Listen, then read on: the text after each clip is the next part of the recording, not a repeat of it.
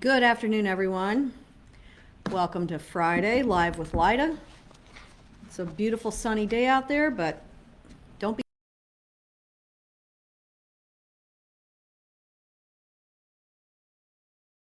vaccines.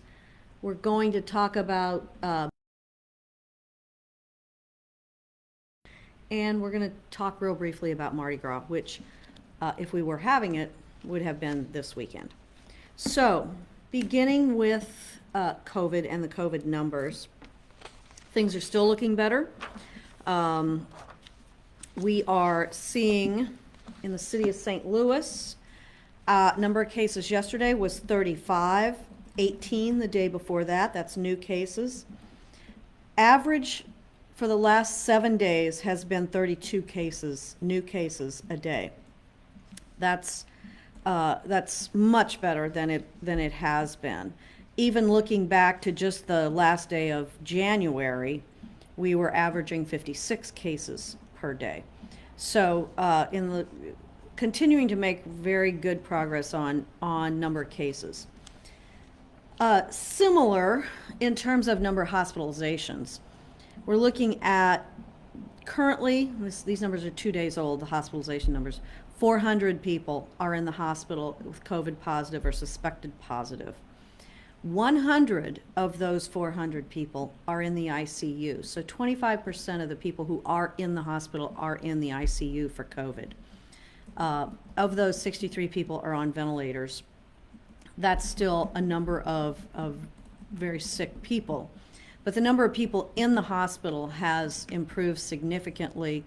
On the last day of January, it was 546, so almost 150 more than it is today.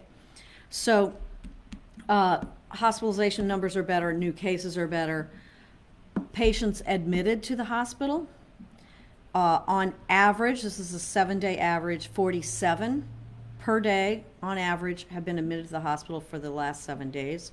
If we look back just till the last day of January, you'll see that number was 67. So 20 fewer people per day are being admitted to the hospital. That's good news. Still a lot of people that are sick, but that's really excellent news. Keep wearing your mask. Keep your group small. City of St. Louis is averaging right now a little over 10 people per 100,000 last 7 days. Most of the rest of the region is averaging about 19 or 20. And a couple of interesting things here. We know that there are still the highest number of cases are in the 63116, 63109 zip codes. 63108 is next after that. That's also because those zip codes are densely populated. So that is still the case. Much improved COVID numbers. Now, with regard to the vaccine, we all know that we don't have enough vaccine. We've talked about that a lot. We know that President Biden yesterday announced that there had been an additional 200 million secured in the U.S. This is a huge logistical challenge for our country. The state of Missouri, we reported a few days ago, last week the state of Missouri was getting 75,000 vaccines per week, vaccinations per week. It looks like this next week it'll be 98,000. So we're getting more.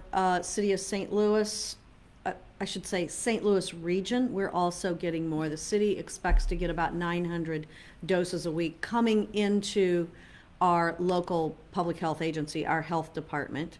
But in addition to that, the federally qualified health centers are getting vaccine directly from the federal government. Hospitals are getting 15,600. This is still not enough. I don't tell you these numbers to say everything's fine, but it's a little bit better today than it was a few days ago. The St. Louis region is getting a little more vaccine now than we were a few days ago. And so we just have to continue to advocate for additional vaccines and to make sure that we get our fair share here in this region. And and to encourage people when they have the opportunity, whether they're signed up on BJC, SSM, Mercy, St. Luke's, the city site, the county site, when you have the opportunity, please, if at all possible, drop whatever you're doing, sign up and get your vaccine. Our mitigation strategies are working. The numbers are going down. More and more people are being vaccinated. And that will continue as the vaccine supply increases. So that's COVID for right now. Let me move to, this is related to COVID. Let me move to Mardi Gras. So as I mentioned, this would have been, still is somewhat Mardi Gras weekend, but there are no public events for Mardi Gras. There are some virtual events, so please go on the Mardi Gras website, and there is a virtual Pinewood Derby, there's a virtual Wiener Dog Derby. We'll post a link to the Mardi Gras website. It's at STL Mardi Gras, and so we will, I guess that's the Facebook Live on there, and we'll post a link to that. But the point of me talking about this is to say that we do remain concerned about the possibility of pop-up street parties, because I understand everybody wants to get together, have a party, but it's really not safe to do that in any sort of numbers. And so our health department will be out, building division will be out, and we'll be monitoring those. Police will be out, as they always are on this weekend. We'll be monitoring that activity because we cannot have a pop-up Mardi Gras. So I hate to be, no fun at all, but it's kind of the way it is for right now. So please enjoy Mardi Gras at home or enjoy Mardi Gras virtually. Wear your beads around the house and have a hurricane if that's your thing, but don't have a pop-up party. So, is there anything else I was supposed to say about Mardi Gras? We covered that. Yeah, sorry to be no fun. All right, so the last thing I want to chat with you about before we go to questions is the upcoming election, which is on March the 2nd. March the 2nd, yes. It's 3 weeks from this coming Tuesday. Is it 3 weeks or is it 2 weeks? Somebody look that up for me. So the election board is announcing today that it's 3 weeks, right? That's correct? It's 2 weeks from Tuesday. It's 2 weeks from Tuesday. Thank you. Okay. Gosh, I made that harder than I needed to. So 2 weeks from Tuesday is March the 2nd. The election board on this coming Tuesday, February the 16th, is opening 2 remote absentee sites. And those are, one will be at Better Family Life, which is at just a little bit west of Union on page 5415 page. Some of you may know where that is. And one will be at Immaculate Heart of Mary Church, which is 4092 Blow Street. Both of these locations will be open 9 to 5, Monday through Friday, except on the Monday before Election Day, when it'll be open 9 to 3:30. So you can vote absentee if you think you might be out of town that day, or if you have a health situation that would prevent you from going to vote that day. The state has not authorized absentee voting just due to COVID. But if you're concerned that you might be sick, not feeling well, you might want to go vote absentee, or if you think you may be out of town for the day, go and vote absentee. You can do it at, and I'll say it again, you can do it at Better Family Life, 5415 page. You can do it at Immaculate Heart of Mary, 4092 Blow, or, of course, like always, you can vote absentee at the election board downtown at Olive and Tucker. So, so far, there have been 77 people vote absentee. They've all voted at of course, downtown, because that's the only place there has been to vote. Now, many more people have probably requested absentee ballots, and they might have put them in the mail, which you can always do that. But Election Day, and this will be for 14 aldermen, no, really, it's 16 aldermen. The 14 that are regularly up this time, and then the 12th ward and the 4th ward who have special elections. And of course, it'll also be for comptroller. Madam Comptroller Darlene Green is unopposed, and then it will be for mayor. So this is a new kind of voting. This is approval voting. When you go in to vote, let's say you're going to vote, you're going to vote for mayor. There are 4 people on the ballot. You can vote for all 4 of them, or you can vote for one of them, or 2 of them. It's the first time this has ever been done like this in St. Louis. We are only the 2nd city in the nation to try out this approval voting measure. So it's something we're all going to have to get accustomed to. And so on the March 2nd primary, every race will be the top 2 vote getters in each race will then advance to the April general election. And it's really not a primary and a general because this is nonpartisan, but you understand what I'm saying here. All right, that's all I have to say about elections. Do we have any questions? A couple of your viewers today, Mayor, were vaccinated at Union Station 2 weeks ago and are curious about when they will get their booster shot, how they will be notified, and what way they'll be selecting their time to go about that. Glad you asked. So if you got your first vaccination 2 weeks ago on either Thursday, Friday, or Saturday, most of the people who got their vaccination then were police, firefighter, corrections, sheriffs, but you will be notified by email Monday or Tuesday, and you will be able to select a time range. So you can select that you want to go in at 10 o'clock or that you want to go at 1 o'clock. 1 hour time slots there. And so you'll be notified Monday or Tuesday of that. If you got your first vaccination on Thursday 2 weeks ago, you'll get it on Thursday this week. If you got it on Friday, you'll get it on Friday. If you got it on Saturday, get it on Saturday. So you know the day, and in the Monday's a holiday, it's President's Day. So this may come out first thing on Tuesday morning. We'll see how that goes. There's 4,498 people that'll be notified. Victor's question has to do with vaccine supply. Is it true the St. Louis region with 2.2 million people, representing 37% of the state, is only getting 17% of the state's allocation of vaccine? So some of that has been changed in the last few days. We expect that we will get 37%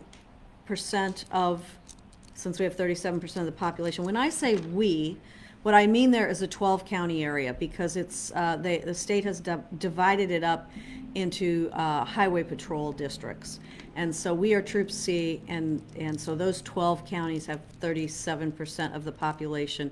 We will be getting 37% of the vaccine. Now, we'll get 37% from the state's allocation, but there are some other, the federally qualified health centers are getting a federal allocation.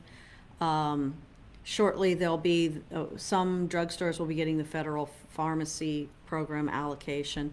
And as the federal government pushes more out to the states, we'll get more and more. This is going to get a lot better in a month. I hope I don't have to eat those words. But everything that I know, all the experts, we've talked with the state, we've talked with the CDC, all the experts believe this is going to get a lot better in a month. So I hope they're right. Dana's question has to do with COVID-19 public health mitigations. When can our bars and restaurants reopen to regular hours? We are losing our customers. So we don't have the answer to that yet. We have some metrics that have been set up. We're not at those metrics at this point in time, although we are getting closer. Some of you may know St. Louis City bars and restaurants, and Dana, I don't know if you're in the city or perhaps in the county. St. Louis City bars and restaurants have been this entire time open at 50% occupancy, closing time at 11 p.m. I think it was just today or maybe yesterday that St. Louis County allowed you to go to 50%. And a week ago, they allowed you to go to 11 p.m. So the city all along has And it was because of our numbers, because of the data, we all along have been a little more moderate in that, because we want the bars and restaurants to make it, of course. We want the employees to have a paycheck, and we have to balance that with what the risk for COVID was. And so we've had a pretty moderate approach to that, and much more moderate, of course, than St. Louis County. Right now, we're on the same place. We both have 50%, and we both have 11 p.m. closing times. Hopefully not too much longer, but we gotta stick with it. We can't see these numbers turn around. Christopher has a good question. Governor Parson was pretty heated yesterday about Dr. Garza accusing St. Louis leaders of providing false information. Do you think St. Louis residents are getting accurate information from our local leaders? From our local leaders? Absolutely. I think Dr. Garza and all of us are giving you the best information we have every single day. You know, if you're reading the papers or listening to the news, this information is changing rapidly. It has changed in the last 7 days. It has changed significantly. That's part of the reason I'm on here every other day, to give you the best information we've got. There's no reason for us to withhold any information. We're giving you the best information that we have. Kathy and Elizabeth are both asking about the next phase that I think includes teachers, and when we might be able to head in that direction so they can get vaccinated. Kathy, I don't know when we'll hit it's called Phase 1B, Tier 3, which is where teachers are. There are still hundreds and hundreds of thousands of people that are eligible now who have not been vaccinated. The people eligible now, you probably know this: healthcare workers, police, fire, EMS, corrections officers, all the first responders. Anybody 65 or older is eligible, and anybody 18 to 64 who has an underlying health condition. Heart disease, cancer, COPD, kidney disease, diabetes, there are more than that. But that's the drift of it. So we have to get a lot more vaccine in here. We have to make a lot more progress with folks that are 65 and older or who have compromised health situations, and then would open up to Tier 3. And I'll just, editorializing here a bit, I think teachers do need to be vaccinated.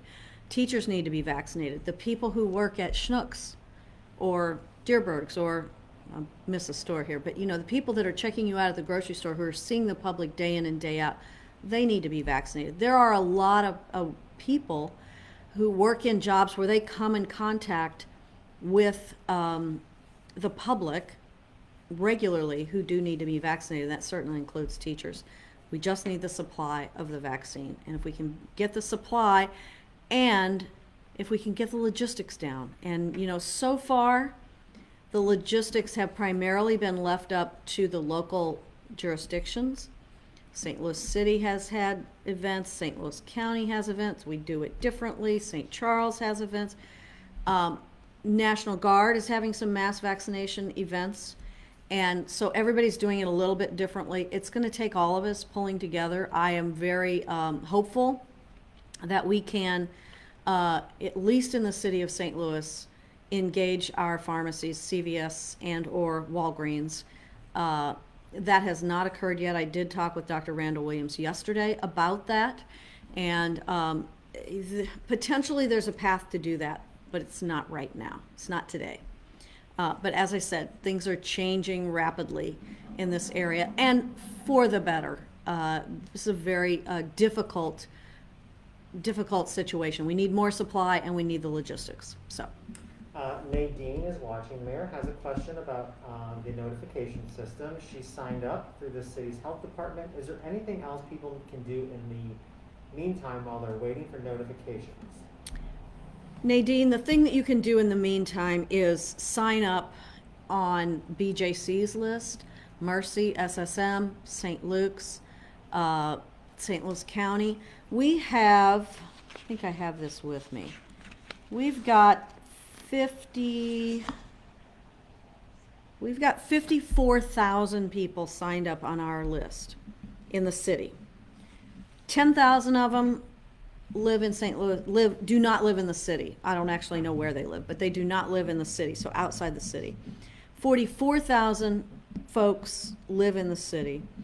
The zip codes that have signed up the most are 63116, 63109, 63104, 63108,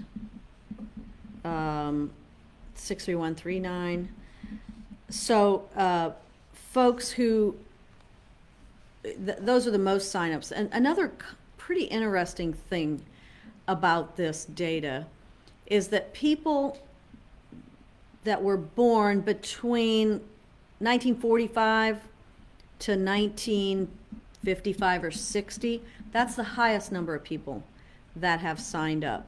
And then people that were born from 65 to 75 or 80, much lower. And then you've got another bump in people who have signed up who were born in 1985 and 1990 in that range. So that's sort of interesting. But sign up on other lists. Watch for mass vaccination sites around the area, because the National Guard is doing some of those, and I know some folks that have taken advantage of that as an opportunity. That's not necessarily an easy opportunity. It's an hour or 2 hour drive away sometimes. We know everybody can't do that, but you take the vaccine wherever you can get it. So. Denise's question has to do with vehicle-based vaccination events. Is the city going to pursue any sort of drive-through vaccination event? Denise, we might, if we could get enough doses and be able to manage I know a lot of people have been doing drive-through events. They're easy to do when you have a big, huge parking lot to do it in, because people have to line up to be able to go get the vaccination. Then they have to pull over and wait for 15 minutes in a way that makes it possible for EMS to get to you if you have a problem. You have to wait for 15 minutes after you get the vaccine.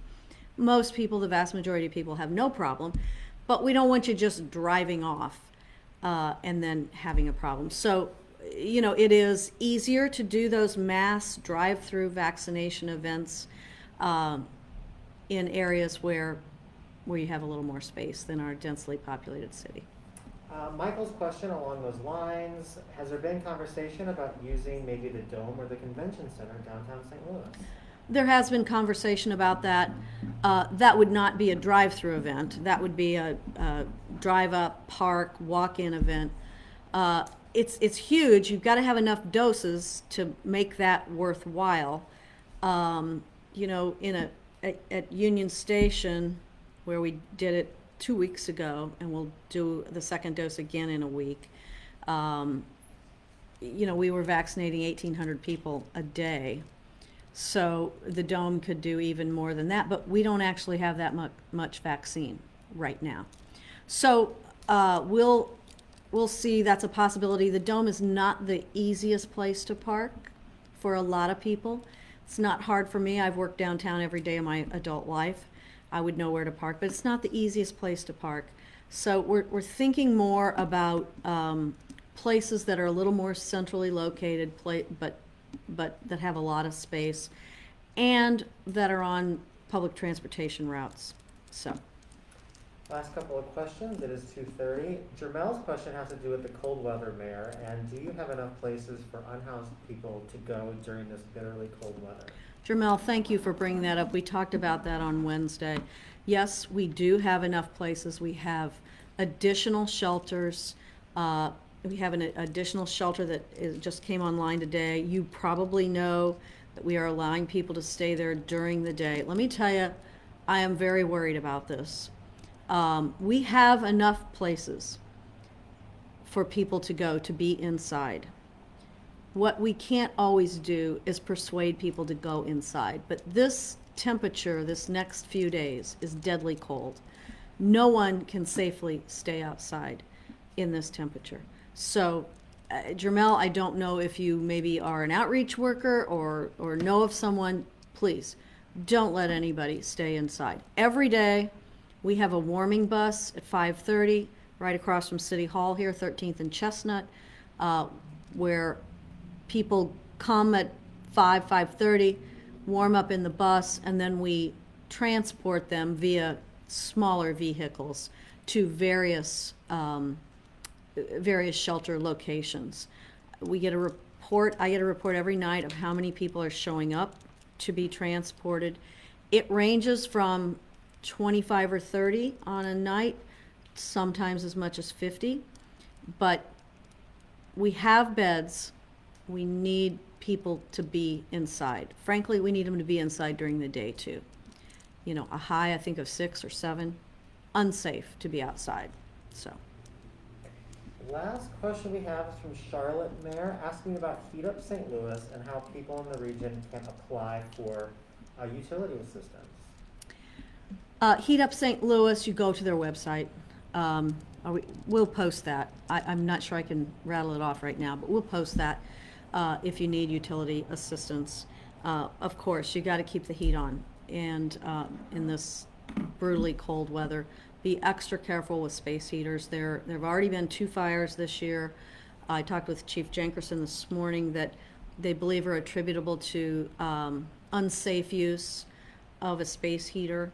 You know, a space heater that's too close to furniture, close to curtains, maybe a frayed cord, you know, all kinds of things that can occur. You don't want to go to bed leaving the space heater on.